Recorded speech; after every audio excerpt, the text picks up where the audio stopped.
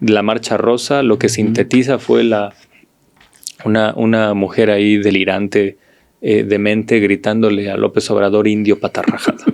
Sí, y yo creo que también dejó al descubierto en el caso de Adán Augusto López lo dañino que pueden ser algunos perfiles para el movimiento. La pasarela que hizo María Eugenia Campos por medios afines, en donde lo único que hizo fue el ridículo. El ridículo y culparse más.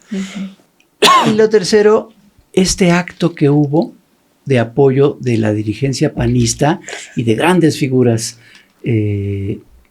panistas, entre ellos 2 expresidentes, sus únicos 2 expresidentes, para apoyarla. Y casi que fue su destape como candidata a la presidencia para el 2030. Sí, pues ahí, como decía yo en Canal 11, pues el PAN sacó su mejor torpedo, ¿no? Y que no era un misil, sino un tipo torpe y un tipo como Calderón.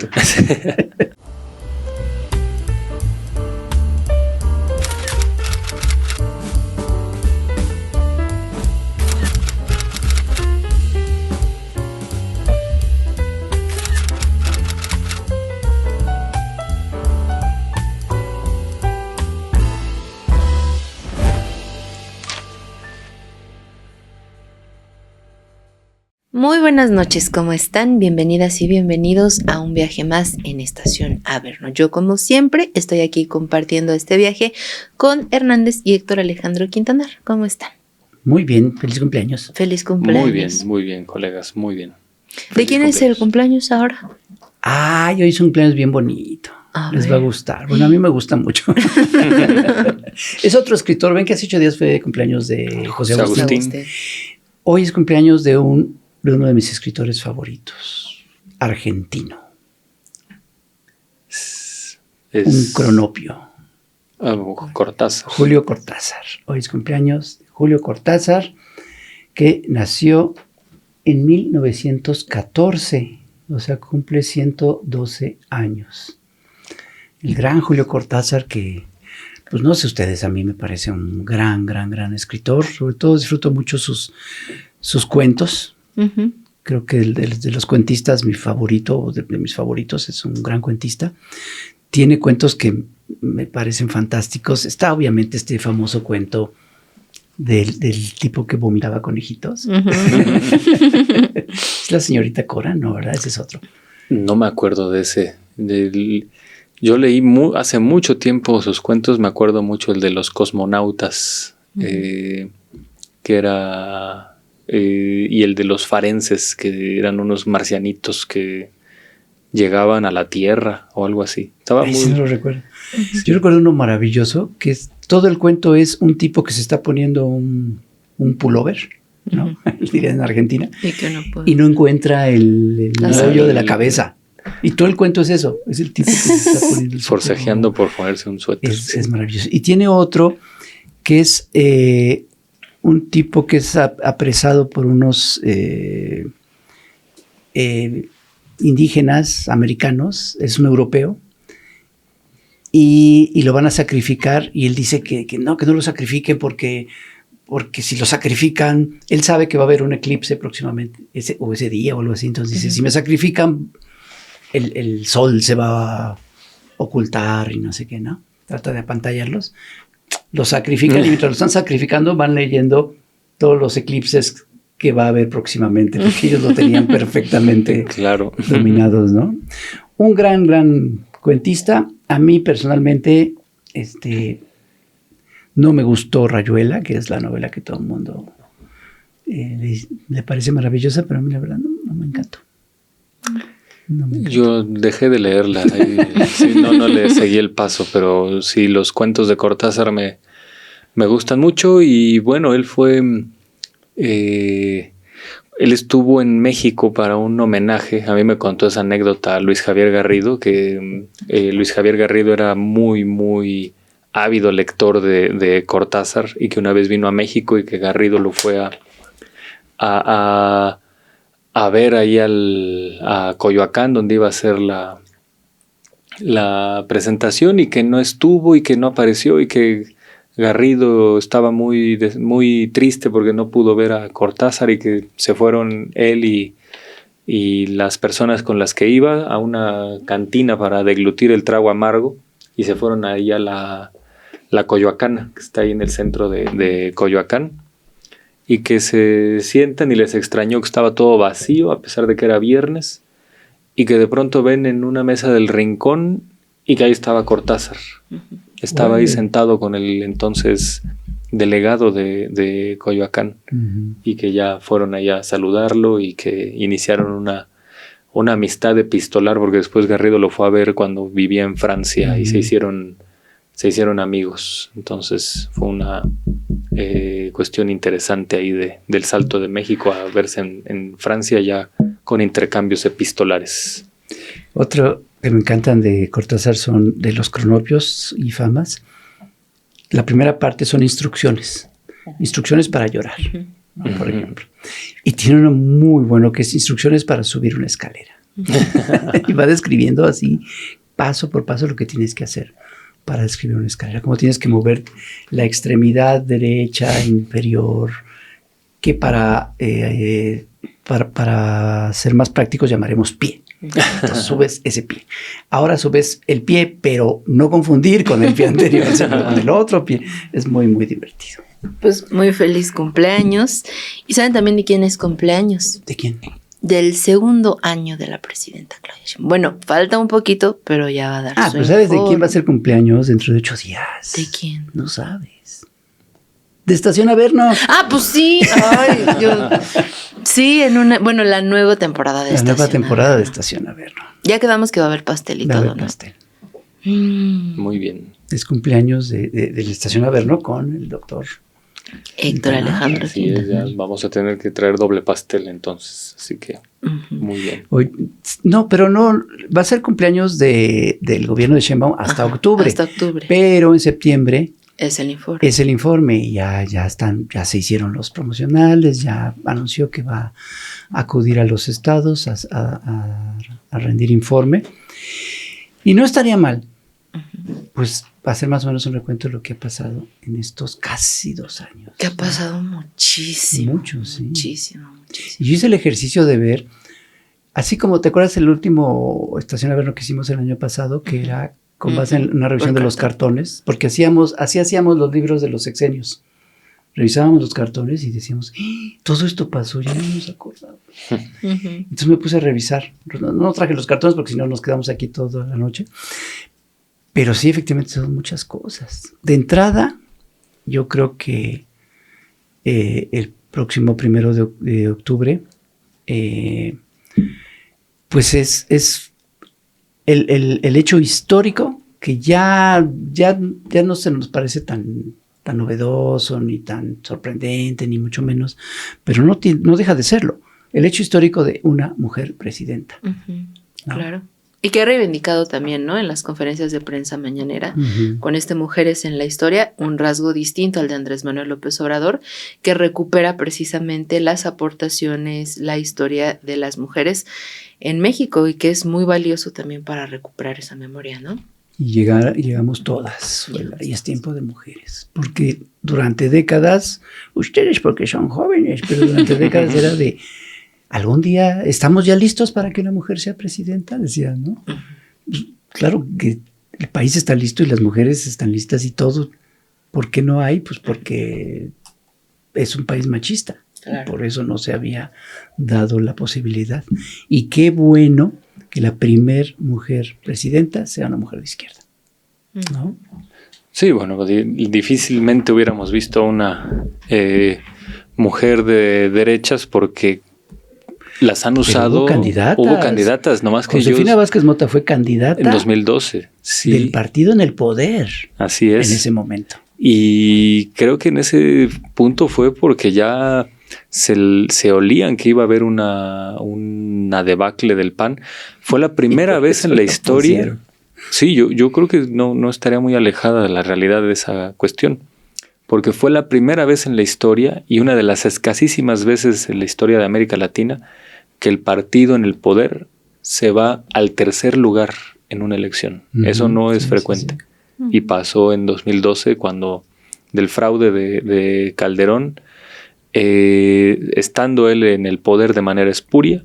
En 2012 su partido se va hasta el tercer lugar.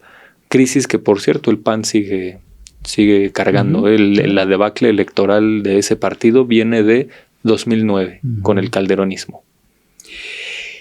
Empieza octubre de 2024, y yo creo que lo que marca ese mes es la resistencia por parte del Poder Judicial a la elección judicial, porque una de las, no promesas de campaña, sino de propuestas de campaña muy claras, evidentes, explícitas de Claudia Sheinbaum fue la reforma judicial, ¿no?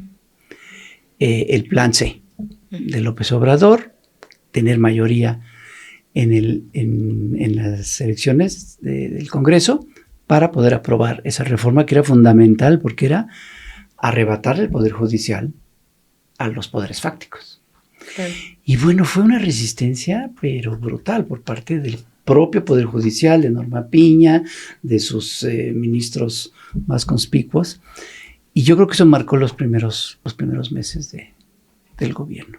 Yo creo que eso de hecho fue uno de los signos primeros, no solo como de esperanza, sino ver concretado que ese camino que inició Andrés Manuel López Obrador, quien primero exhibe todos los privilegios de la Suprema Corte, de los jueces, de los magistrados, queda ya, a pesar de esas reticencias, manifestado completamente en el sexenio de Claudia Sheinbaum. Ya después seguramente veremos pues lo que está ocurriendo ahora, ¿no? De que quieren que regrese, por ejemplo, el seguro de gastos médicos mayores. Sin embargo, la presidenta también ha manifestado que pues está en contra de esto. Hasta bromeo con que un espíritu tal vez esté ahí en la Suprema Corte. Pasa, ¿no? Tal vez el de Norma Piña. Uy, qué bello. Esa sí es una historia de terror, ¿no? ¿Te imaginas que te despiertes en la noche y estés Norma Piña aquí? Qué miedo. O Aguirre Anguiano, ¿no? Ahora sí como dice de Nova, no manches. Oigan, ¿y se acuerdan de todas las mentiras que se dijeron en ese momento acerca de la elección judicial? Yo recuerdo una que era gente, periodistas importantes, diciendo que se iba a decidir por tómbola. Así, tal cual diciéndolo, se va a decidir por tómbola, ¿no? Y lo de los acordeones, bueno, fue... Y todavía siguen con eso, ¿eh? Y siguen con eso, sí.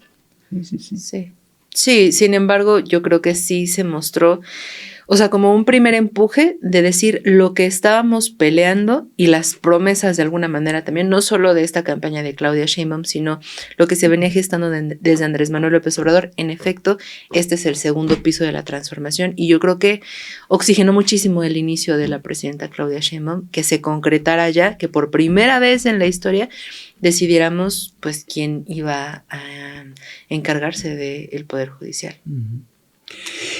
Y en noviembre del 2024 no tenía poco más de un mes como presidenta Claudia Sheinbaum y son las elecciones en Estados Unidos. El regreso de tu amigo Donald Trump. De Donald Trump, nuestro cuate. Que ahí nació la oposición a México. El real elemento adversarial que tiene el gobierno de Claudia Sheinbaum no está en los disminuidos partidos de oposición, que tienen ese tamaño por su propia inoperancia y su propia estupidez. El principal contrapeso, como se suele decir ahora, está afuera. Y se gestó en noviembre de 2024 con el segundo periodo de Donald Trump. Bueno, no consecutivo, pero sí su segundo periodo, donde regresó más virulento, más portador de una geopolítica criminal que 2016 a 2020. Sí. Ese ha sido el mayor reto del segundo piso de la llamada cuarta transformación. Es la pandemia, es el equivalente a la pandemia. Exacto. Con López Obrador. Acá es la trompandemia.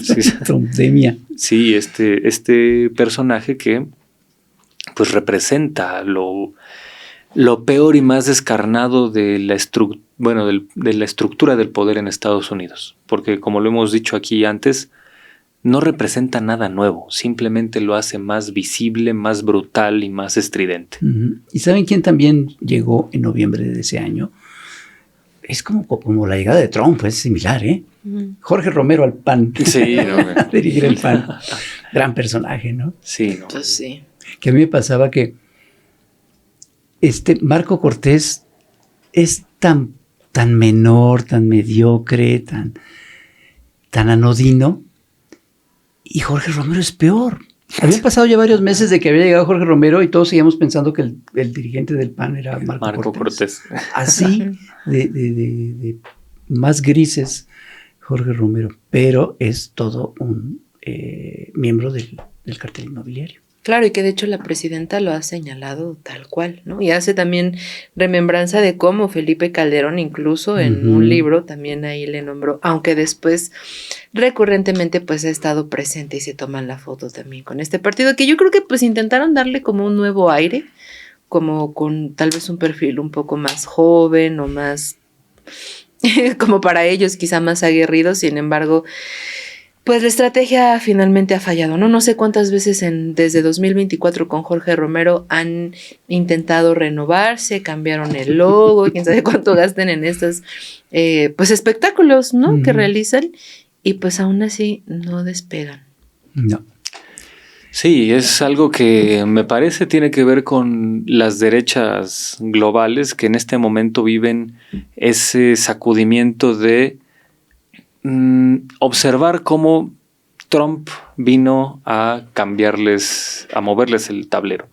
A partir de 2016 las extremas derechas dejaron de ser esa figura del siglo XX que todos tenemos muy clara, ¿no? Así casi de viejitos medievales con un discurso muy apegado a la religión. No, ahora tenemos perfiles de tipos que en apariencia de estética rockera, pero alma de monjas autoritarias, ¿no? Como el caso de Javier Milei, que sin embargo sí tienen una estridencia, un corrimiento a rebasar ciertos límites éticos que los otros al menos se guardaban las formas de no manifestar tan en público. Entonces yo creo que el PAN sigue en esa disyuntiva, aunque ya tiene mucho tiempo Jorge Romero ahí en la dirección y renovaron esto con un escudo un poco más atractivo visualmente. Sin embargo, su nombre, su frase identitaria los delata, ¿no? Libertad, familia y patria, que es casi lo que decía Mussolini. Entonces, pues están en eso de ser la derechita cobarde o una derecha que se asuma como tal y aglutine el voto más conservador. Estaba mejor su anterior lema, ¿no? Por una patria ordenada y generosa. Bueno, por lo menos, pero sí ya se oye totalmente mussoliniano. Pues empezando 2025, pues ya fue la toma de posesión de Donald Trump. Y ahí hubo varios detalles. Va a ser divertido este recuento. Van a ver, porque se van a acordar de cosas que ya no se acordaban. La toma de posesión de Donald Trump con estos saludos nazis, con estos personajes de la ¿cómo le llama? Los tecnofeudales, los señores tecnofeudales, ¿no? Elon Musk haciendo el saludo nazi, sí. Steve Bannon creo que también lo hizo. Y estos discursos, recordarán esta escena de una ministra de culto enfrentándose a Trump en el discurso de esos días, ¿no? Entonces, sí, ya desde ahí se veía lo que Trump venía por todo, pues, ¿no? Y que venía recargado y con ganas de, incluso hasta de desquitarse, pues, de la derrota 4 años antes, que él no la ve como derrota. No la vio así que intentó tomar el Capitolio, pero sí se veía que iba a venir un Trump fuerte. Sí, y yo creo que eso es lo que ha determinado todo, o la mayoría de los sucesos más desafortunados que han ocurrido en estos últimos 2 años, ¿no? Y que la presidenta Claudia Sheinbaum pues ha tenido también que lidiar desde los primeros meses de su gestión.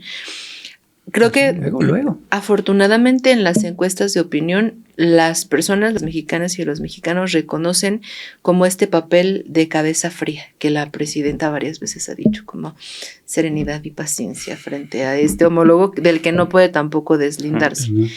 Ni puede decirle lo que quisiera decirle, yo creo. Sí. Además, por todos los dichos también misóginos que este señor ha emprendido contra la presidenta, que tiene pues esta característica de... Pues también cobarde, ¿no? Porque, digo, mediáticamente en esta instrumentalización del discurso que tiende mucho Trump es como a quedar bien con las demás personas y entonces decir, ay, sí, la presidenta Claudia Sheinbaum está muy atemorizada. Y la mandataria lo que dice, bueno, cuando hablamos los dos, él no pero por dice otro esas lado, cosas. she's a very nice woman. Sí, una beautiful boys. Y después bolas. Sí, es una... O sea, pues es que son criminales, pues, ¿no? O sea, y pueden instrumentalizar de cualquier manera el discurso. Y pues justo, ¿no? Ahora así como recuerdos de Vietnam de estos. Pues, o sea, yo creo que sí fue una noticia pues devastadora esta llegada de Donald Trump y anticipábamos lo que podría venir, como bien dices, desde esta toma de posesión. Sin embargo, yo creo que todas las consecuencias que ha traído sí son pues catastróficas, ¿no? Y yo creo que ahorita a lo largo de los siguientes meses pues vamos a estarnos deteniendo. Pero desde el principio era lo del cambio del Golfo de México por Golfo de América, lo de Groenlandia. Los aranceles. Todas las amenazas. Sí. Sí, bueno, un personaje como Elon Musk es un fascista vergonzante, ¿no? Ahí sale haciendo el saludo nazi y hoy es el principal panfletero de esta ridiculez delirante de que los nazis eran de izquierda, ¿no? Una cosa que es atroz y que sin embargo es algo que viene desde 1938, cuando lo mencionábamos aquí con César Pineda, que cuando en el coloquio Lippmann, que busca renovar al liberalismo y que se convierte en la cuna del neoliberalismo, en 1938 estos personajes de la Escuela de Economía Austriaca y algunos otros planteaban que nazis y comunistas eran lo mismo porque porque ponderaban demasiado al Estado. Aunque el Estado tuviera fines diametralmente opuestos, eso los hacía iguales. Y que eso los hacía a ambos no solo iguales, sino propender al totalitarismo o alguna cosa así. Entonces, eso que aquellos dijeron con un poquito de más retórica, aunque fuera una idiotez, ahora ya es... Los nazis son de izquierda porque eran nacionalsocialistas, por lo tanto en su nombre estaba su izquierdismo. Oigan, y el primer trimestre de 2025 pues, hubo varias notas que estuvieron dominando la agenda en los medios y que un común denominador pues fue la intención de los medios de utilizar esas noticias para, obviamente, cambiarlas y golpear al gobierno actual. Uno fue el Rancho Izaguirre, ¿no? Y que se encuentra que era un lugar donde se adiestraba, bueno, se llevaba a la gente ahí y se adiestraba pues para el crimen organizado. Pero los medios de ahí dieron el brinco a Auschwitz y dijeron campo de concentración. Recuerdo la portada de este panfleto, ¿cómo les llamas tú estos panfletos? Libelo o panfleto. ¿No? Siempre de Beatriz Pajés, sí, que eran los zapatos y era así, y creo que decía Auschwitz, o sea, era ya de que eran los campos de concentración. A propósito de lo que dices, ¿no? Los campos de concentración nazi, eso ya era una realidad con el gobierno de Claudia Sheinbaum. Y así lo manejaron. Y otra cosa que sucedió por esas fechas fue el pleito que se metió Mario Delgado por la reunión que tuvo con las empresas de comida chatarra. Los chatarreros, sí. Y bueno, ahí si de por sí utilizan absolutamente todo para golpear la 4T y todavía estos personajes se prestan de esa manera.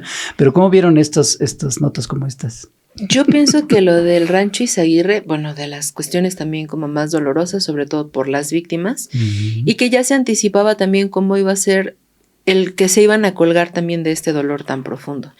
Y lo que, a pesar de que pues era obvio, ¿no? La rendición de cuentas, por ejemplo, de Enrique Alfaro, que fue el responsable de que Jalisco se sumiera en esa crisis de personas desaparecidas, parece que como el esfuerzo, digamos, también mediático y de Lemos posteriormente, de que era el actual gobernador, se fue encaminando a ocultar eso, ¿no? A que estos gobernadores de Movimiento Ciudadano, pues como que no tenían ninguna injerencia, digamos, en esta crisis, y se lanzó, por supuesto, contra la presidenta Claudia Sheinbaum. Creo que sí, digamos, como también me parece que fue quizá la inauguración de este nivel respecto al gobierno de la presidenta Claudia Sheinbaum, de cómo los medios de comunicación iban a jugar también, ¿no? Independientemente del tratamiento de las víctimas.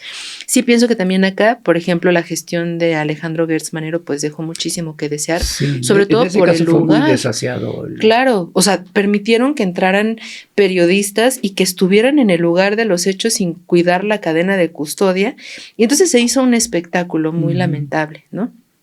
Y en el otro caso de Delgado, pues yo creo que sí ya venía también como con estas críticas en la designación, que nadie entendió por qué a Delgado se le da una Secretaría de Educación. Pues es que yo creo que en este caso específico, como el tener tan fresco también con Andrés Manuel López Obrador, toda la lucha que implicó, por ejemplo, esta estrategia de los sellos en la comida chatarra, ¿no? Y que el doctor subsecretario entonces de Salud, Hugo López Gatell. Tú platicaste en esos momentos sí, con el doctor Hugo López Gatell. Ajá. A propósito de esto. Exacto.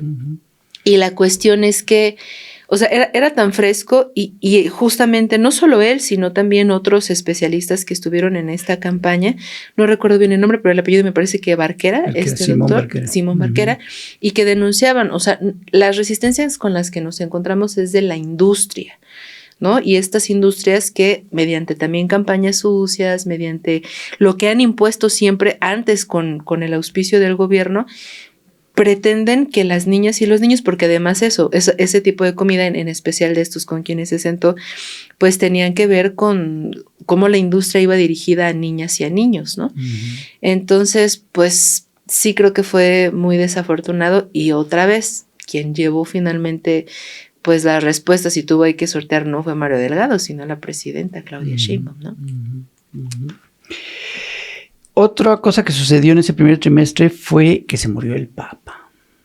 El Papa Francisco. Se murió, y en el velorio del Papa, Donald Trump aprovechó para con el muertito ahí al lado ponerle una feroz regañiza a Zelensky. ¿Cierto? Así es la manera en cómo maneja este señor la política internacional.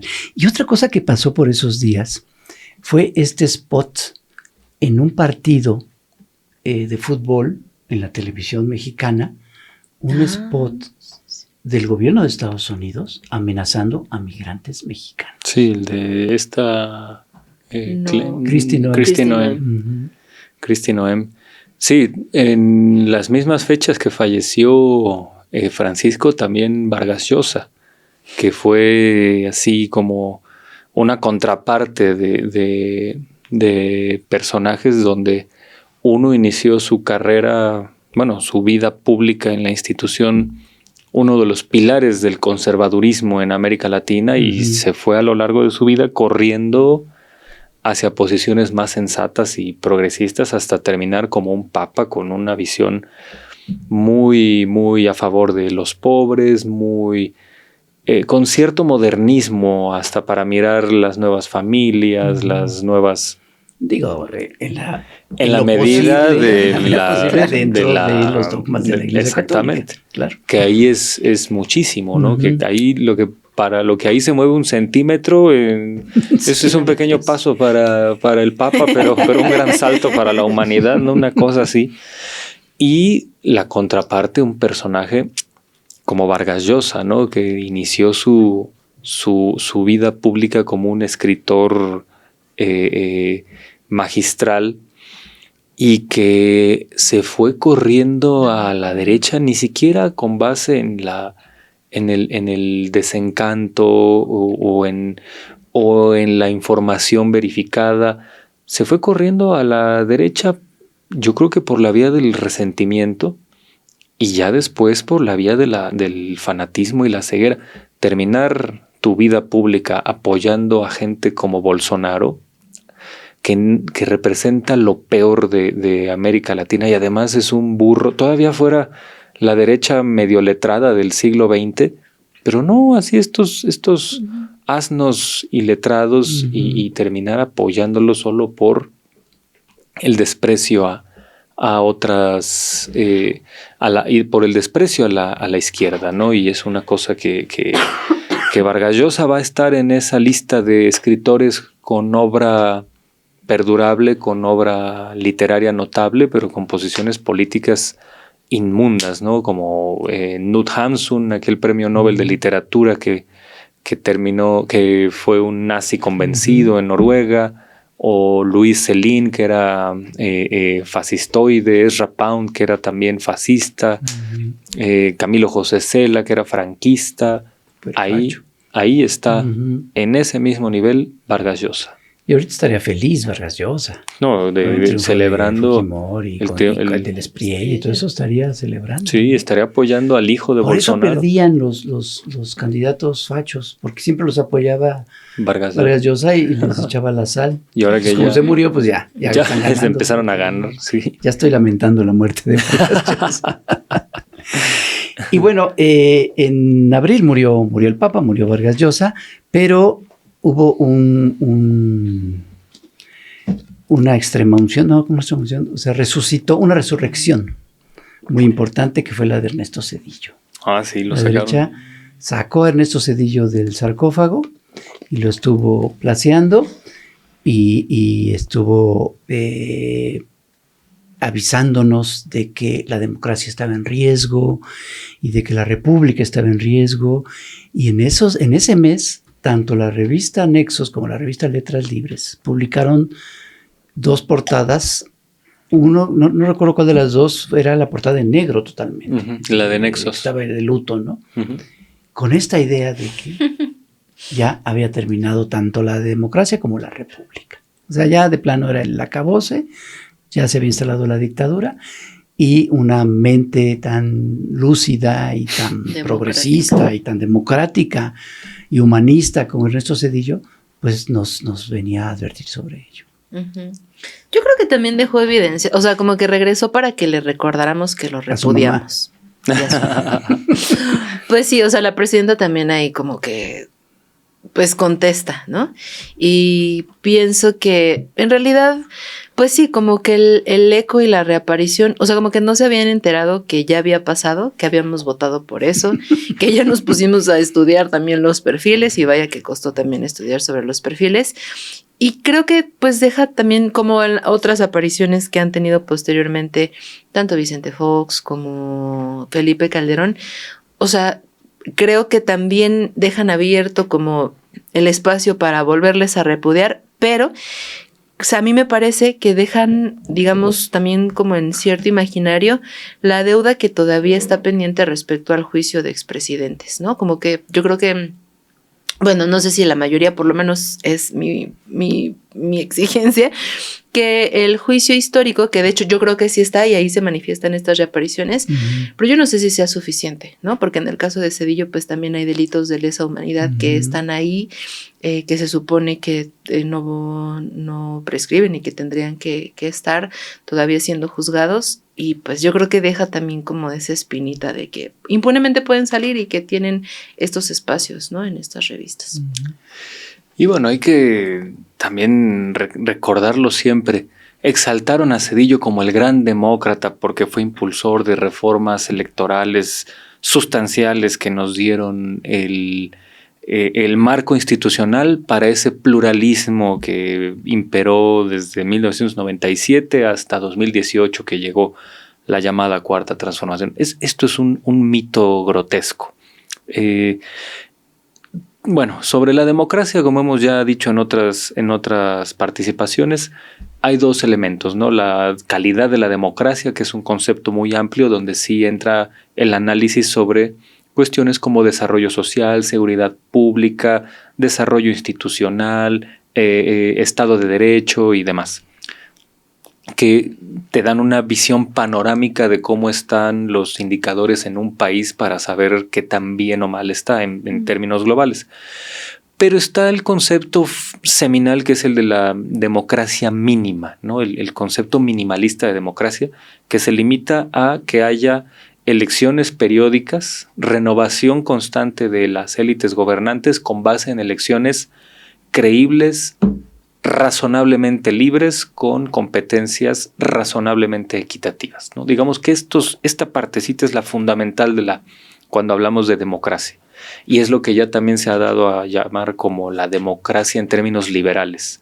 Y se pone a Zedillo como un gran santón de estos términos. Bueno, incluso si omitimos esta parte de la calidad de la democracia, porque Zedillo fue un rey de la desigualdad, incluso si omitimos eso y nos quedamos en la parte de la democracia minimalista, Zedillo fue ahí un personaje grotesco que ha hecho mucho daño a la democracia mexicana, empezando porque ganó una elección absolutamente no competitiva. El tipo aparecía por cada por cada 9 spots de Zedillo en esa época, creo que aparecía uno de todos los demás candidatos. Y además el derroche que hizo el PRI en ese momento, ni siquiera hubo un debate presidencial decente, porque insisto, eran 9 candidatos, solo aparecieron 3. El mismo Zedillo dijo: yo gané con condiciones bastante inequitativas. Y ya y perdió el debate de calle. Y perdió el debate contra la momia esta de Fernández de Ceballos. El punto es que cualquiera diría, bueno, a lo mejor el tipo quiere reivindicarse y por eso propuso las reformas que propuso, participó en las reformas que participó. No es cierto. Su partido en 2000 fue el precursor de uno de los peores crímenes electorales en la historia de la democracia mexicana, que es el Pemex Gate. Entonces, ¿de qué estamos hablando? Estamos hablando de un tipo que sí hizo historia para mal en estos antecedentes brutales de un desvío criminal de recursos que nunca quedó sancionado. O sea, el IFE de Woldenberg sí dijo esto estuvo mal y el PRI tiene que devolver el dinero, pero para que hubiera habido sanción tenía que haber devuelto más de lo que robaron y no devolvieron más. Entonces algo que quedó impune.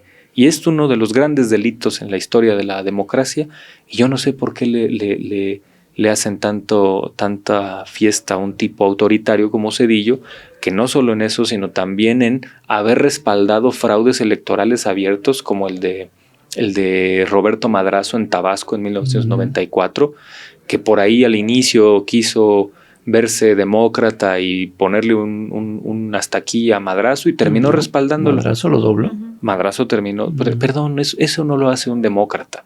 Entonces, pues bueno, ni siquiera en los términos de estos demócratas liberales Zedillo cumple el perfil. Entonces, pues es muy digno escritor de letras libres. En su primera mañanera, Claudia Sheinbaum dijo que ella era hija del 68, porque efectivamente ella era hija de la generación del 68. Pero no, Enrique Krause dijo que no. Que el verdadero hijo del 68 era Zedillo, porque le habían dado de palazos en el 12 de octubre. Y lo que te demuestra el desvarío ya de Krause, terrible. Bueno, y ahora Ernesto Rufo es otro preso político del 68. Sí, ya muy lamentable. En junio del año pasado fue ya finalmente la elección judicial. Y pues se hizo toda una campaña basada precisamente, como lo dijimos al principio, en lo de los acordeones. Descalificaron totalmente, la derecha descalificó toda la elección por la cuestión de los acordeones. Que recordamos que los acordeones eran una herramienta pues, que era necesaria, porque era realmente una elección muy complicada. Aquí en Chamuco Media y tú de Nova te aplicaste de veras para explicar cómo iba a ser esa elección y todo lo que implicaba. Tantos nombres, tantas cosas. Recuerdo que estuvo aquí la consejera electoral Norma Irene explicando. Fue realmente una elección complicada y yo creo que salió bastante airoso el ejercicio, con muchas cosas que aprender, muchas cosas que mejorar. Fue obviamente por ser el primer ejercicio en este sentido, y a un año de la elección presidencial, el número de gente que participó yo creo que fue bastante bueno. Obviamente bajo, pero fue un ejercicio no solo interesante, sino muy importante. Y estuvieron todo el tiempo tratando de desacreditarlo. Y continúan, ¿no? Todavía. Y continúan. Y también en junio sucedió algo importante, que fueron estas manifestaciones y revueltas que hubo en algunas ciudades de Estados Unidos en contra de las políticas migratorias.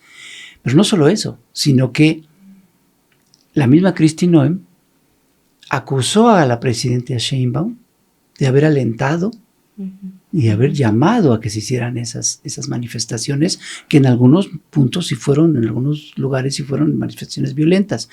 Y también ahí se aprovechó para exhibir imágenes que hasta algunas parecían montadas por todos los elementos que se veían ahí, para tratar pues de conducir a la reacción de la gente en contra precisamente de los migrantes y sobre todo mexicanos. ¿A que no se acordaban de esa? Creo que no.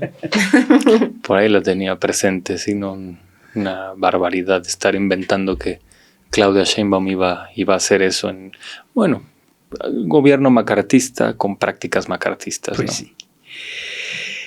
Por esas fechas también empezó a crecer este personaje llamado Ricardo Salinas Pliego, y empezó a querer participar ya abiertamente y explícitamente en política, porque en política ha participado toda su vida y se ha visto beneficiado de la política. El que tanto se queja de los gobiernícolas, pues ha sido muy feliz llegando a acuerdos y beneficiándose de las políticas públicas en conflictos de interés y en negociaciones abiertas con políticos y con gobernantes. Pero ahora, como le obligaron a pagar, pues empezó a quejarse y empezó a manejar su arma, que es su televisora, pues para llevar agua a su molino, para defenderse y para hacer política en contra de la 4T.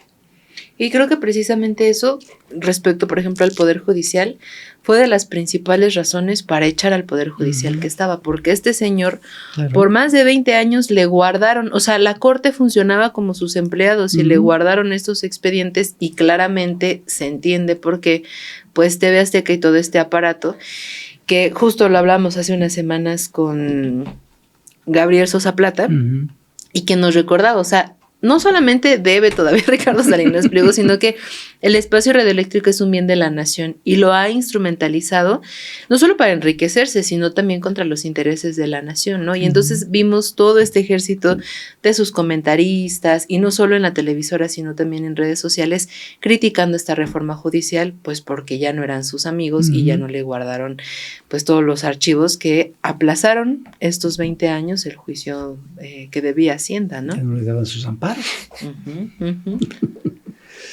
Bueno, y el tipo empezó a preparar el terreno, y uno de sus elementos debutantes en esta política cada vez más agresiva, cada vez de mayor agitación, fue el esperpento ese de la generación Z, ¿no? La marcha que vino unas semanas después, pero creo que me adelanté. Sí, porque eso fue hasta ya noviembre. Por esas fechas hubo una nota que sí cimbró, y cimbró Morena, porque le pegaba fuerte. Durante décadas, la derecha en México, estando en el poder o estando en la oposición, pues ha mantenido una campaña muy, muy fuerte en contra de la izquierda en general, en contra de ciertos personajes de la izquierda, y en específico en contra de López Obrador, ¿no? Durante décadas. Y ya con López Obrador en la presidencia, pues se fueron contra él. Y lo que han hecho es las cosas de las que ellos son responsables, es decir, sus propios vicios y sus propios tranzas, corrupción, el narco, todo eso, acusan a la izquierda de que ellos son así. No les había estado funcionando a lo largo de todo el sexenio, o les funcionaba muy poquito, pues.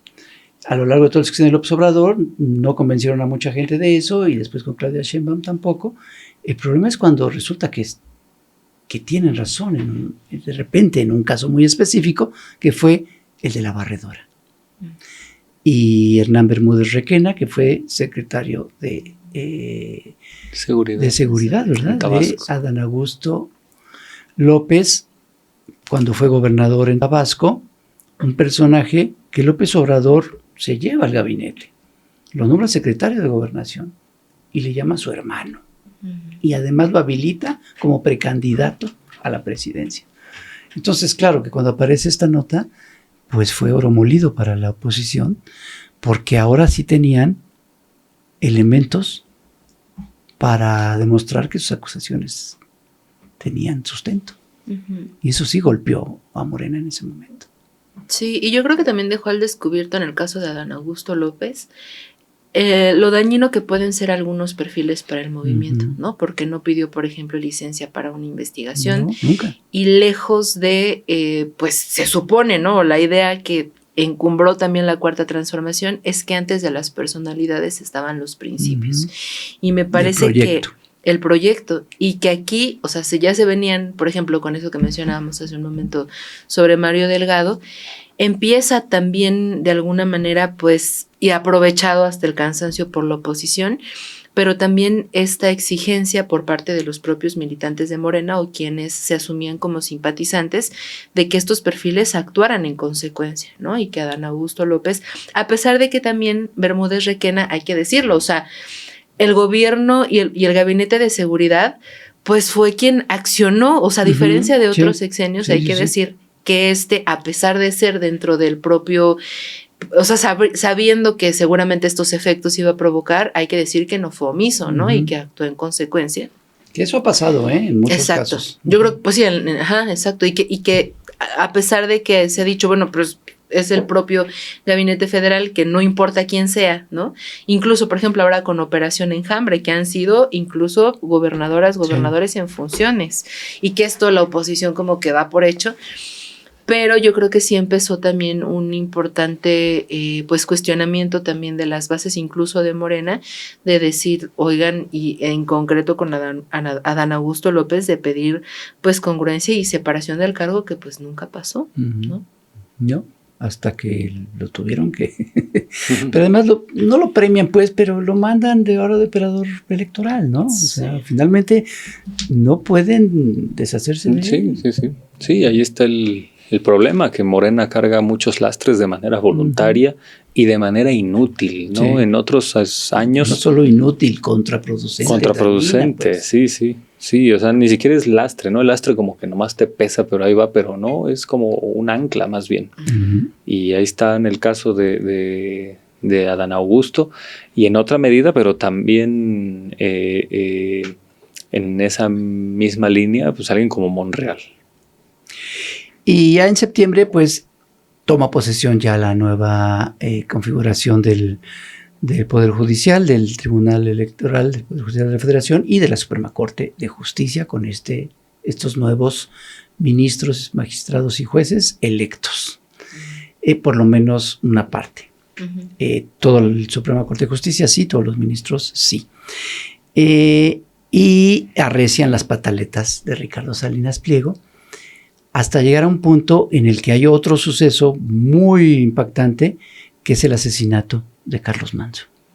Y ahí sí entra la marcha de la generación Z, y ha sido la única vez en todos los casi 2 años de este sexenio en donde sí le han golpeado fuerte y se ha resentido Claudia Sheinbaum como presidenta. Los embates, pues, y las campañas de la derecha. Tanto así que estos personajes creyeron que ya habían logrado, ¿no?, darle un golpe fuerte. Y esta campaña que se hizo alrededor de la marcha de la generación Z sí fue ya, y lo dijimos aquí en Estación Haber, ¿no?, que ya estaban instalados totalmente en el golpismo, ¿no? Estas imágenes de Palacio Nacional, de una turba con antorchas incendiando y una horca en el Zócalo, ya era una cosa demencial. Y a eso se dedicaron y creyeron, porque sí lograron dar un buen golpe, Y ahí se agarraron y el movimiento del sombrero y quería hacer crecer la figura de la viuda de Carlos Manso, en fin, una serie de cosas que provocaron llegando hasta esta cosa de la marcha de la generación Z. Sí, aunque creo que lo más memorable de todo ese engendro fue la pinta judeófoba, fascista, nazi, que hicieron. No voy a repetirla porque es una majadería inadmisible, pero hacían alusión al origen judío de la presidenta Claudia Sheinbaum con un insulto absolutamente misógino. Eso es lo que sintetiza muy bien a esa marcha, así como la de 2022, la Marcha Rosa, lo que sintetiza fue una mujer ahí delirante, demente, gritándole a López Obrador indio patarrajada. Esta estaba divertida. Esta por lo menos era divertida. Sí, bueno, eso sí. Es la versión divertida de Krause con lo de Mesías tropical e indio patarrajada, que en el fondo es el mismo insulto, claro. Nomás que esta señora es más carismática que Krause. Ahora que está de moda la inteligencia artificial, hubieran hecho un video de la señora gritando eso y después se quita la máscara. Mesías y es Krause. Exacto. Como que, oye, como ese meme, deberíamos aventarnos algo así. Como ese meme de, oye, no podemos decir eso. Ah, bueno, en lugar de patarrajada, ponle Mesías tropical. Claro. Y ya para fines de año llegó esta resolución de la Corte en donde ya obligaba a Salinas Pliego que tenía que pagar, ¿no? Sí o sí. Y bueno, pues eso obviamente que lo puso como loco. Y sucedió la destitución del fiscal general de la República. Ahí yo siento que fue un punto en donde se empezaron a corregir cosas que se seguían arrastrando con ese cambio en la fiscalía y más adelante con los cambios que hubo dentro de Morena. Creo que se corrigieron ahí algunos errores que van a beneficiar pues al movimiento de la presidenta. Pero ese fue importante, porque además no solo era ya por fin sacar a ese personaje que ahora sí que como Cristian Castro se dedicaba a no hacer nada, ¿no? Y estaba feliz no haciendo nada. Digo, lo muy criticable es que a él sí se le premia y se le da un puesto diplomático en Londres, Gran Bretaña. Pero ya deshacerse de él por fin, y no solo eso, sino que quede en ese lugar un personaje de todas las confianzas de la presidenta, como es Ernestina Godoy, que con ese equipo de Claudia Sheinbaum, Ernestina Godoy y Omar García Harfuch, que probaron ser muy eficaces en la Ciudad de México, pues ya se replicaba a nivel nacional. Aunque yo creo que sí dejó muy mal sabor de boca que se le diera una embajada. Sí, claro, totalmente. Y la cosa también, bueno, eso ya será posterior, pero pues las cuentas que quedan pendientes, ¿no? Y que yo creo que todavía estamos esperando si el señor en algún momento va a dar alguna declaración o aclaración. Yo creo que en dos temas fundamentales, ¿no? Uno, lo que pasó años después, bueno, no años después, sino meses después, respecto a este piloto, al famoso piloto que estuvo involucrado en la cuestión del Mayas. Más bien pasó años antes, se descubre después con la nueva gestión de Ernestina Godoy sobre que pues ahí hubo una falla de cómo se extraditó cuando era pieza clave, y también ahora del exgobernador de Guerrero. ¿Qué pasó con la fiscalía? Porque, por ejemplo, hace ratito que decías, ¿no? Como de por qué no, como Cristian Castro que no hace nada, pero yo creo que en la omisión hay mucho perjuicio, ¿no? O sea, el hecho de que no hace nada no fue solamente como, pues, inacción, sino que ha perjudicado, pues, procesos, por ejemplo, como en el caso de Ayotzinapa, que son fundamentales. Y yo creo que sí causó mucho malestar también que, pues, se fuera una embajada sin rendir más cuentas. Pues sí. Y ya para fin de año, el Premio de la Paz es otorgado a María Conchita Alonso, María Corina Machado. ¿Cómo les cayó esa noticia? Bueno, pues es como cuando le dieron a Kissinger, ¿no? El mismo premio. Y fue... O a Obama. Y fue tremendo que cuando esta señora lideró una concentración en Madrid, luego afloró el tipo de paz que busca, ¿no? Cuando empezaron allá a gritar consignas racistas, entre ellos cantante Carlos Baute, ¿no? Esa canción yo lo conocí Soporito. ahí, ¿eh? Sí, no, yo como ponen su pinche canción más famosa en las bodas, y que a mí me parece muy mala. ¿Cuál La es? de Colgado en tus brazos o algo Ya, así. cierto. No, es que hace mucho que no voy a una boda. Sí, es cierto, yo tampoco, no sé por qué se me ocurrió pensar en una boda, pero que el tipo empezó a gritar fuera la mona, fuera la mona. Entonces, ese es el tipo de gente que representa esta señora María Corina Machado. Que el corolario, que fue muy bonito, que ya fue al siguiente año, es decir, ya este año, cuando le regala su premio a Donald Trump. Y para nada. Ni la pelaron. ¿Por qué no la ha pelado? Para nada. Lo que sí y que anticipábamos, bueno, de hecho con José Luis Granado Ceja, que estuvo por acá Hace 8 días. y que decíamos hace 8 días, y estuvo también cuando fue más o menos ese tiempo de lo de María Corina Machado, es que era inminente pues lo que pasó después, un mes después. Espérate. Oigan, y algo que pasó en diciembre fue algo que a Denova le gustó mucho y fue muy feliz durante varios días, que reapareció AMLO. El observador reaparece con un video y pone a toda la oposición. Yo pensé que ibas a decir, pone a todos los pavorreales. Pone a todos los pavorreales, venía a toda la oposición a retorcerse como gusanos, como un cartón que hice yo ese día. Y pues demuestra, aunque esté retirado, pues la gran habilidad política del personaje, ¿no? Y bueno, es un personaje que en la cabeza opositora sigue gobernando, pero más bien lo sigue gobernando a ellos. Yo creo que esa es la gran explicación. Y al final de cuentas, la oposición actual mexicana, ya vista como un monolito así comprimido y monocorde, sin bastantes diferencias sustanciales, pues detesta a López Obrador por 2 razones, porque le puso una escalera a los de abajo y un espejo a los de arriba y pues no les gustó lo que vieron. Y ya empezando 2026, ¿qué sucedió de nuevo? Que a ti hasta te estabas de vacaciones y tuviste que interrumpir tus vacaciones para armar un programa urgente aquí en Chamocomedia. Sí, yo creo que eso fue lo que ha simbrado este año y pues es el secuestro de Nicolás, el 3 de enero. El secuestro de Nicolás Maduro. Yo pienso que pues sí fue como mucho shock, fue ¿no? Un manotazo de Trump así de sí. ya. Y que precisamente se venía anticipando, o sea, como yo creo que con este premio Nobel a María Corina Machado anticipábamos, pero bueno, personalmente a mí me sorprendió muchísimo porque además en los primeros minutos no había información, o sea, se sabía de esta incursión militar.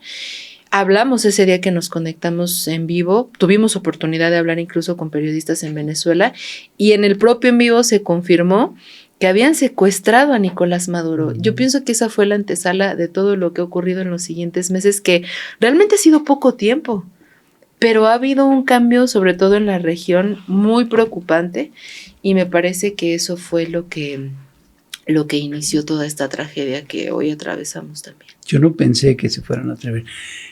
Días antes, en el último programa, en la última estación Averno que hicimos en el año pasado, 2025, que tuvimos a Lina Duarte. Sí, sí. Y yo decía, no, porque había esa especulación de una invasión. Ajá.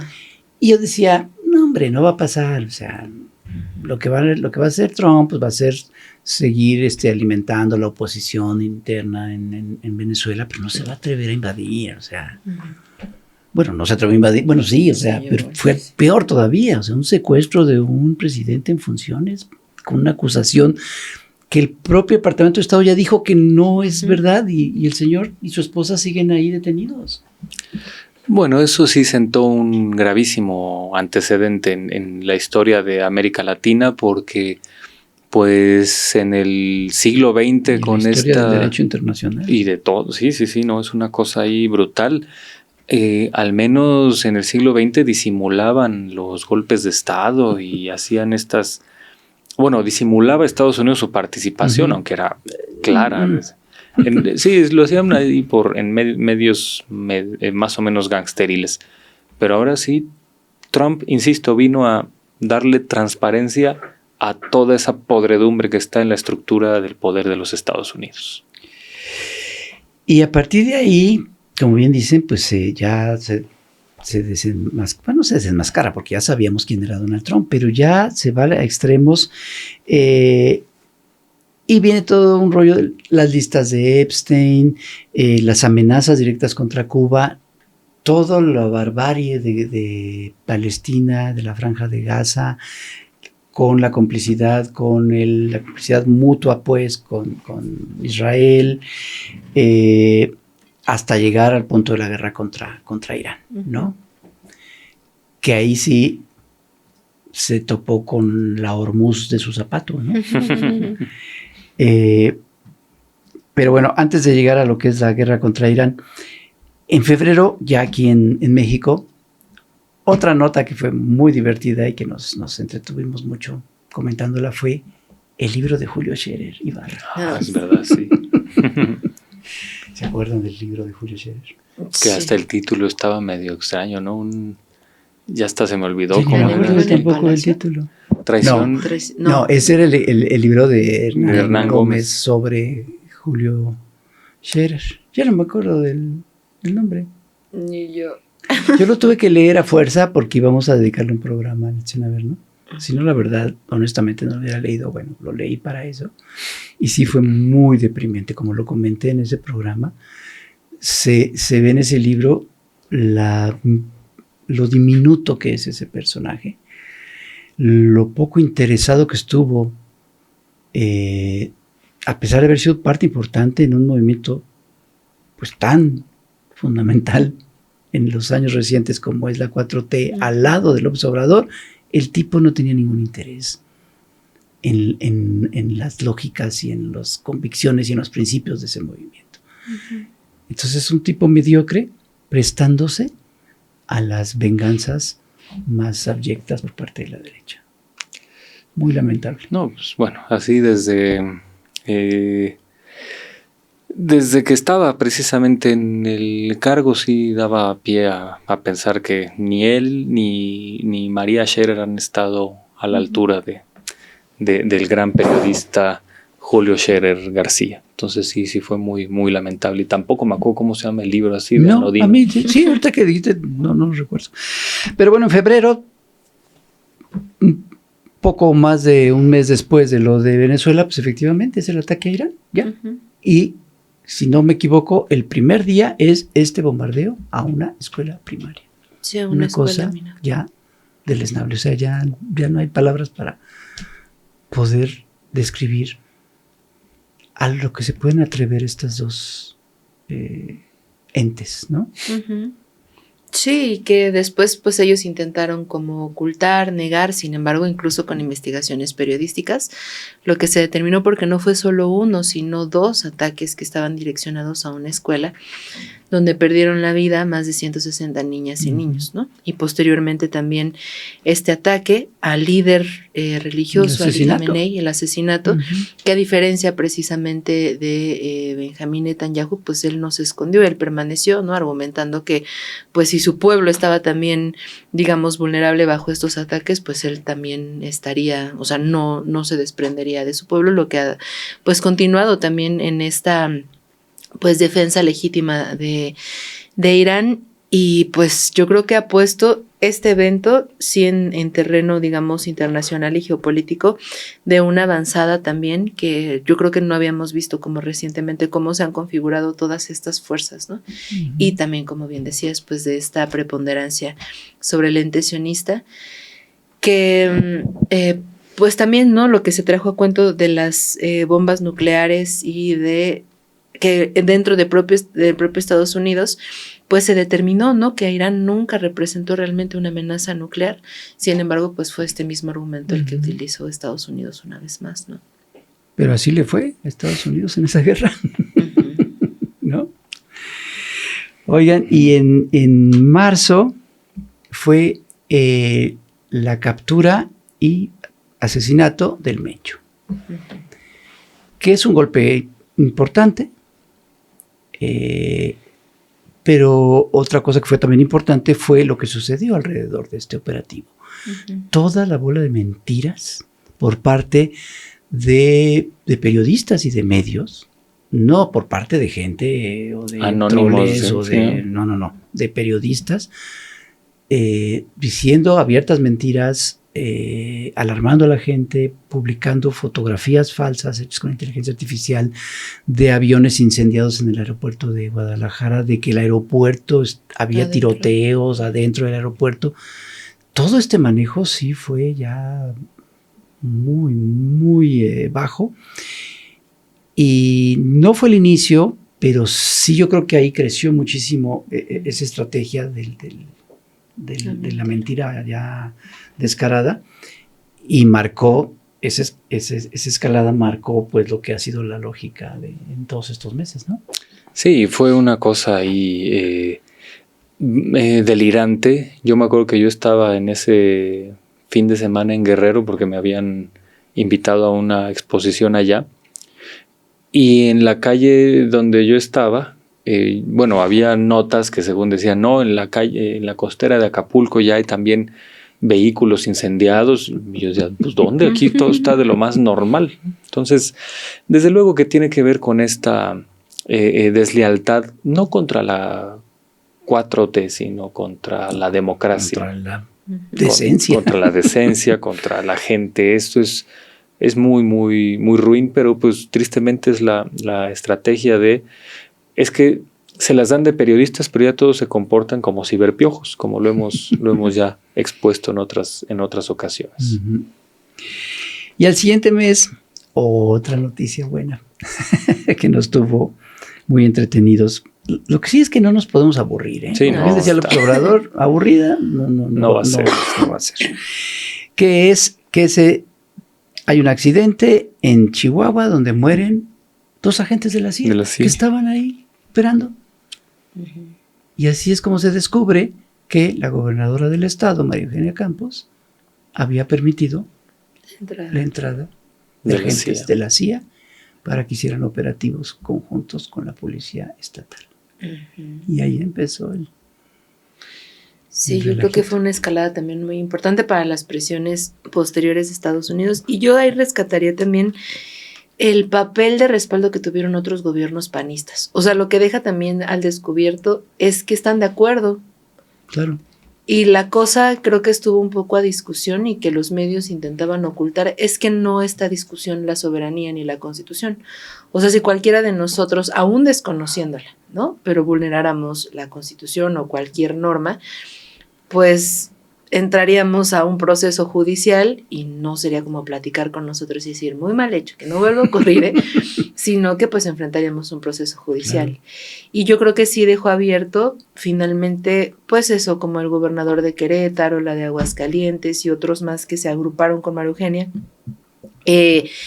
pues la duda sobre si en estos otros gobiernos, pues a lo mejor también habría este involucramiento con agentes, con estas agencias estadounidenses.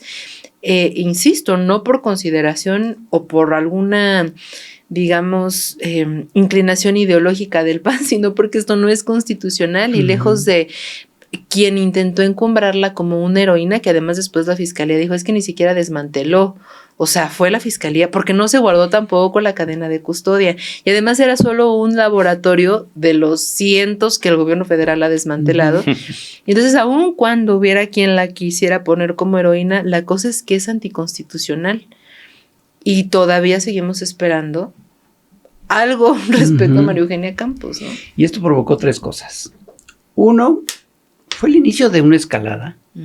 Y aquí lo comentamos también, ¿no? Porque después vino lo de Rocha Moya y luego lo de las políticas de el narco como terroristas, y ahí así ha ido escalando. Esa es una. Otra, las otras 2 muy divertidas, la pasarela que hizo María Eugenia Campos por medios afines, en donde lo único que hizo fue el ridículo y culparse más. Y lo tercero, este acto que hubo de apoyo de la dirigencia panista y de grandes figuras panistas, entre ellos 2 expresidentes, sus únicos 2 expresidentes, para apoyarla. Y casi que fue su destape como como candidato a la candidato. presidencia para el 2030. Sí, pues ahí, como decía yo en Canal 11, pues el PAN sacó su mejor torpedo, ¿no? Y que no era un misil, sino un tipo torpe y un tipo como Calderón. Y ella también. ¿Ella también? Torpe. ¿Ella también es torpe?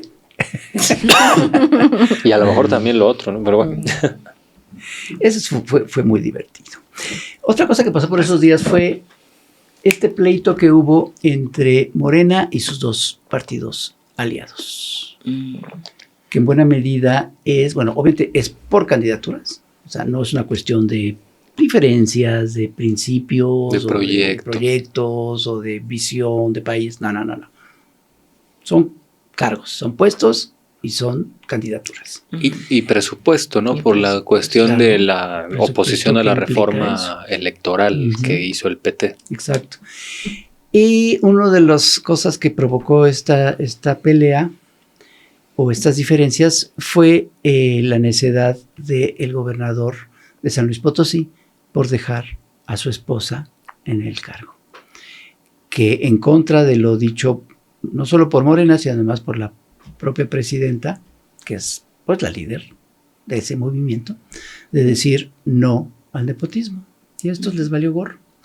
Y lo peor es que todo indica que efectivamente van a ir por separado, pero finalmente la alianza no se rompe y entonces la gobernadora, si es que gana la esposa del actual gobernador de San Luis Potosí, va a ser parte de ese movimiento o la van a ver así y así es como se va a presentar como parte del movimiento. Es decir, siguen siendo aliados de dos partidos que también son un lastre, que yo no entiendo cómo es que no han dañado más al movimiento y que eventualmente les va a salir contraproducente.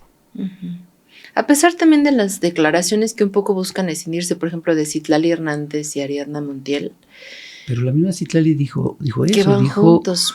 No, dijo, sí, que va a ir, palabras más, palabras menos, dijo, va a ir con su candidata el PT, pero eventualmente esa gobernadora, si es que gana, va a estar en el movimiento, así lo dijo. Yo creo que eso es bien preocupante, o sea, sí le resta muchísima credibilidad, aunque las encuestas pues continúan situando a Morena encima de los otros, pero pues como decía AMLO, tonto el que piensa que la gente es tonta, porque en efecto, a pesar de que incluso, no recuerdo ahora el apellido, sé que se llama Ruth, la aspirante, y que se ha manifestado y que incluso en conferencia ha dicho, no, pues en San Luis Potosí estamos fuertes y hasta podemos ir solos y tal, pero sí creo que a pesar de que puedan tener en San Luis Potosí, porque también pues su esposo, actual gobernador Gallardo, pues tienen toda esta, pues sí, cuestión incluso hasta pues de colusión y pues cierta hasta mafia, ¿no? En el poder del Partido Verde en San Luis Potosí. Sin embargo, yo creo que eso finalmente sí merma en la credibilidad o en el tener perfiles íntegros por los que la 4T pues se supone que tendría que estarlos cuidando. Porque va a tener otro gobernador, esa alianza, o una gobernadora, parte de un grupo que eventualmente va a salir ahí, que tiene connivencia con el narco, que les van a quitar su visa, ¿no? O sea, le va a afectar totalmente, eventualmente. Sí, es una cuestión ahí muy lamentable de que estos dos partidos que son minoritarios, el Verde y el PT, pero además ya son chiquitos, pequeñísimos, pero no sé, como que sienten que tienen más fuerza de la que tienen y se comportan como fieles de la balanza en la alianza de la que encabeza Morena. Porque Morena se lo permite. Exactamente. Exactamente, y eso es lo grave. ¿Cómo permites que tu lastre se comporte como capitán? En mayo sucedió algo muy bonito. Yo todo lo digo que es bien bonito, pero es que yo la verdad me divierto mucho. Visión de caricaturista al final de mes. La visita de Díaz Ayuso. No, sí, que le fue mal, aunque se estuvo paseando y todo, pero pues esta apología que intentaron hacer a Hernán Cortés y también ser amiga de Alessandra Rojo de la Vega, pues nunca iba a salir bien esa combinación, ¿no? Y que también Ricardo Salinas Pliego con Banco Azteca pues fueron quienes estuvieron detrás de esta puesta en escena de la Malinche. Sí, le fue mal. Y yo creo que allá también porque, bueno, ese mote de la alcaldesa de Pokémon, pues ya se le quedó y además tuvo cosas que se le aclarar quedó allá. A Rojo de la Vega. A Rojo de la Vega, sí, a su amiga. Pero fue otra apuesta muy fallida de la derecha, lo cual yo disfruté mucho. Esa foto de Díaz Ayuso con todos los gobernadores del PAN. Sí. Y eran 5 personas en total, incluido el camarógrafo. Eso fue muy bueno. Otra cosa que sucedió en mayo fue esta declaración, esto que anunció Mario Delgado, de que se posponía el calendario escolar y bueno, otra vez se le vino el mundo encima y tuvo que cambiarlo y todo. Como bien dices, es un poco inexplicable. Si bien Mario Delgado, como presidente de Morena, fue un operador eficaz que le sirvió mucho a López Obrador como presidente, él al mando de Morena fue eficaz. Yo diría solo eso. Fue eficaz. A diferencia de Jacob Polemski, que fue un desastre absoluto, ¿no? Pero premiarlo con la Secretaría de Educación Pública a mí me parece que no ayuda mucho. Porque no ha resultado ser muy eficaz, al contrario, ha resultado ser bastante torpe. Está lo de Marx Arriaga también. La manera en que manejaron eso fue muy torpe. Entonces ha ido de torpeza en torpeza. Puede ser muy eficaz en ciertas cosas. Puede uno entender que, aunque no debería ser así, pero puede uno entender que en la Secretaría de Educación Pública se nombre como secretario a un político y no a alguien experto, pues, en pedagogía, en educación, ¿no? Pero no me parece que sea demasiado la gran decisión. Pero bueno, en fin. Llegamos a junio, y en junio lo que todos esperaban, sobre todo el doctor Héctor Alejandro Quintanar, esperaba con locura. La campaña de Ricardo Salinas Pliego. Exacto, el inicio de la campaña de Ricardo Salinas Pliego. En el Mundial. El mero día de la inauguración del Mundial. Sí, fue algo que... Me extraña que no hayas estado ahí en primera fila. Porque me cerraron Tlalpan, si no, allí hubiera estado. No, sí me fui a... Así que tú fuiste el que le gritaste. El que le fui a gritar. No, yo quisiera saber quién es ese. Merece la Belisario Domínguez. Ese, para hacerlo mi amigo. Ese sí, no, tipazo. Ese y también el vecino de Alarraqui, Luis Quintana, ese sí sabemos su nombre. Que le pone rolas para entorpecer su programa. Pero es que esto es muy importante porque vale la pena recordar las sabias palabras de Wright Mills diciendo que una manera de combatir a los fascistas es ridiculizándolos, ¿no? Es a través del humor, a través de exhibirlos de manera burlona. Y este tipo quería hacer de ese espacio el inicio del Mundial, quería hacerlo el inicio de su campaña política y ahí amaestró a sus comentaristas deportivos, hizo una inversión de no sé cuánto y no le resultó. Repartieron los pañuelitos blancos. Repartieron pañuelitos blancos, los comentaristas estaban ahí con línea de estar diciendo cosas a favor de Salinas Pliego y en medio segundo un ciudadano, que por cierto es un ciudadano que estaba en un lugar bastante excluyente porque los precios no eran populares, en un segundo le tira la campaña al decirle ahí va la perrita de Trump. Pero se la tumbó ya, yo creo que para siempre. Sí, yo también creo eso. Ya le quedó ese mote. No veo de qué manera, porque no ha logrado en ya más de 2 meses sacarse el San Benito. Sí. No solo no lo ha logrado, sino tanto le molestó, tanto le caló, que poco tiempo después surge esta cosa de la falsa entrevista a Carlos Monsiváis, que a mí me parece uno de los capítulos más vergonzosos del periodismo mexicano, que hay varios. Hay muchos, sí. Pero este me parece uno más. Es como si un periódico del nivel del Universal, que nos guste o no, pues es un periódico muy importante dentro del periodismo en México, se haya atrevido a sacar eso. Es como si un periódico de esa importancia publicara este chisme bastante chafa y que yo repruebo mucho, que circula en redes de decir que el hijo de Felipe Calderón no es su hijo, ¿no? Me parece un chisme muy bajo y que los obradoristas que les gusta compartirlo me parece muy lamentable. Bueno, es como si saliera eso en un periódico de circulación nacional con la importancia del Universal. Sí, así de bajo, así de chafa. Ya puedes decir cualquier estupidez y te la van a publicar como si fuera algo cierto, ¿no? Así es. Afortunadamente no se echaron para atrás porque además estuvo publicado durante varias semanas, pero acabaron ofreciendo disculpas tanto a la familia Monsiváis como al observador después y bajando la entrevista, y yo creo que quedaron fatal. Todos los involucrados en el desaguisado quedaron fatal. Pero tan le molestó a Salinas Pliego eso que quisieron cambiarle y poner la perrita de Monsiváis y le dieron una lana a Google para cambiar las búsquedas, en fin. Esas cosas yo creo que se han exhibido la torpeza de esta derecha para nuestro beneplácito. Y también en junio, por fin, nos celebramos también que Somos México ya es partido.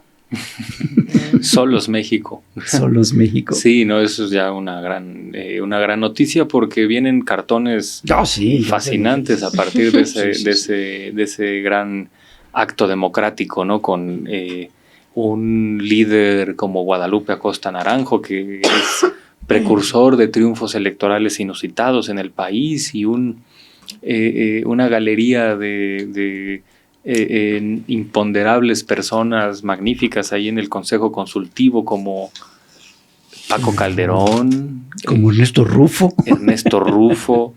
Entonces empieza bien Somos México. Creo que van en caballo de hacienda.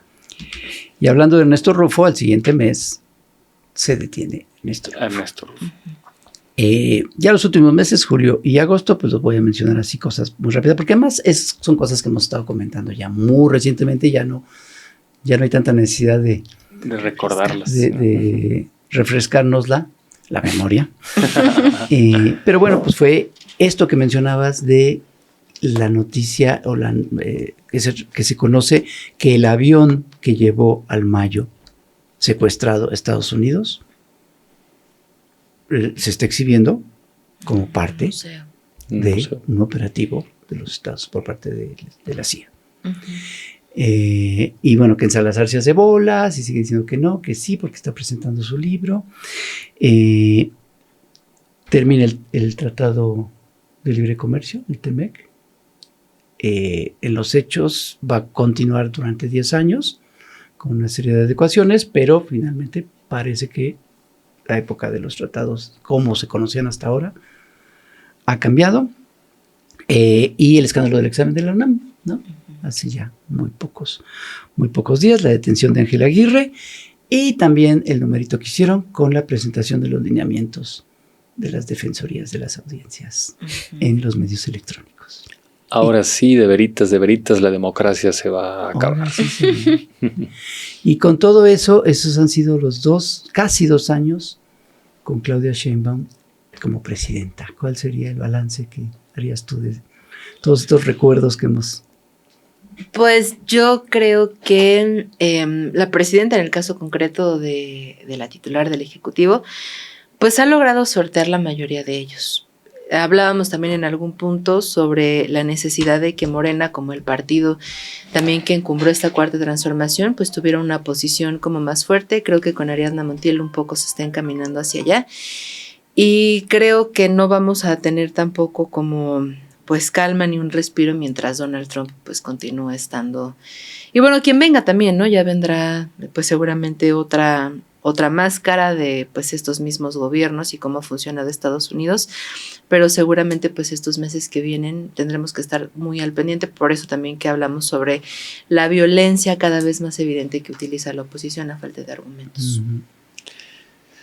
Pues creo que ese ha sido también un ejercicio sintético.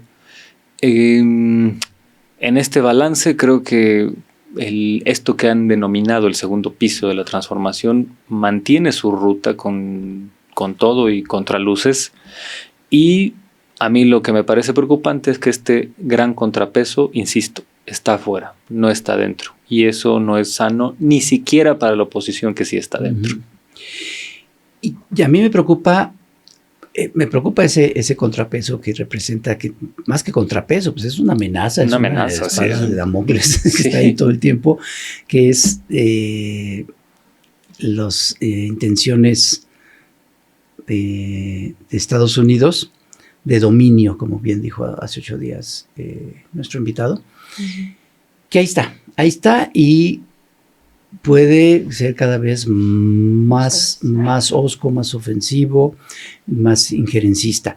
Pero no solo eso, a mí no me preocupa la oposición en México. Hasta ahorita me divierte mucho, me da mucho material de trabajo y que sí, ahora sí, como decía el observador, vas bien por ahí, que le sigan, ¿no? O como dijo Claudia hace poco, parafraseando, no me acuerdo de quién es la frase original, de que si tu enemigo está equivocándose, no lo interrumpas. Exacto. Va muy bien. A mí me preocupa ciertos elementos de Morena, que sí pueden ser muy dañinos. Hasta ahorita, de alguna manera, a mí me sigue sorprendiendo, Morena está blindada. Supongo que la autoridad moral, tanto del observador como de Claudia Sheinbaum, le han dado tanto que han blindado a Morena del descrédito que le dan muchos personajes. Pero no va a ser así todo el tiempo. Y tiene que hacer algo. Yo también creo, como dices de Nova, que la nueva dirigencia ha corregido muchas cosas, pero creo que no ha sido suficiente. Esta gente como Monreal, esta gente como Adán Augusto, esta gente como Pedro Aces, como el dato protegido, que no puedo decir su nombre, todas estas tonterías que hacen ciertos personajes que por algunos sectores son reconocidos, que a mí me parece que no son nada confiables, como por ejemplo Arturo Ávila, me parece que es un personaje ahí oscuro, que no creo que le vaya a dar mucho. Personajes como Adrián Rubalcaba, ¿no? Gobernadores y gobernadoras, esta cosa que hizo la gobernadora de Guerrero, haciéndole un homenaje a Rubén Figueroa, el propio Adán Augusto, las torpezas que ya mencionamos en la SEP, incluso cosas que puedo llegar a entender, pero que se tienen que manejar con mucho cuidado, como lo del fracking. En fin, son una serie de cosas que hay que ser muy cuidadosos. Dicho lo anterior, yo estoy totalmente seguro y convencido de que ahorita el mejor país para vivir en todo el mundo es México. Y yo estoy muy feliz de vivir en este país. Y sobre todo viendo lo que sucede en Estados Unidos, lo que sucede en Latinoamérica, lo que sucede en Europa, lo que sucede en muchas partes del mundo. Yo en verdad creo, no es broma, sí creo que México ahorita es uno de los mejores lugares en donde vivir. Y la Ciudad de México también. Somos una isla. Me congratulo por eso. Somos un oasis, más bien. Sí, pero hay que estar peleando todos los días para que no se eche a perder todo lo que hemos logrado. Claro. Pues muchas gracias a ustedes que nos acompañaron hasta acá. Fue una estación Averno muy distinta. ¿Les podemos decir la razón por la que fue tan distinta o no? No, que sea sorpresa. ¿No? ¿Que sea sorpresa? Sí. Va a ser sorpresa. No, bueno, pues muchas gracias que nos acompañaron. Si llegaron hasta acá, seguro no se arrepintieron, porque creo que fue un ejercicio de memoria. Muy necesario, sí. Es necesario, siempre es necesario recordar. Y luego pasan cosas que se nos olvidan. Así es. Y siempre es bueno recordarlo. Sí, fue una buena síntesis, no tan apretada y muy, muy memoriosa y pues muy útil. Para llegar al informe. Ya veremos. Previo al informe. Pues la próxima semana empezarán los informes o el informe de la presidenta. Román, feliz cumpleaños. Feliz cumpleaños, Rom. ¿Te vas a ir de vacaciones? Sí. ¿A dónde? Pues es sorpresa. a mi casa. A tu casa, muy bien. Bueno, pues feliz cumpleaños a todas y a todos y nos vemos el próximo miércoles en Estación Averno.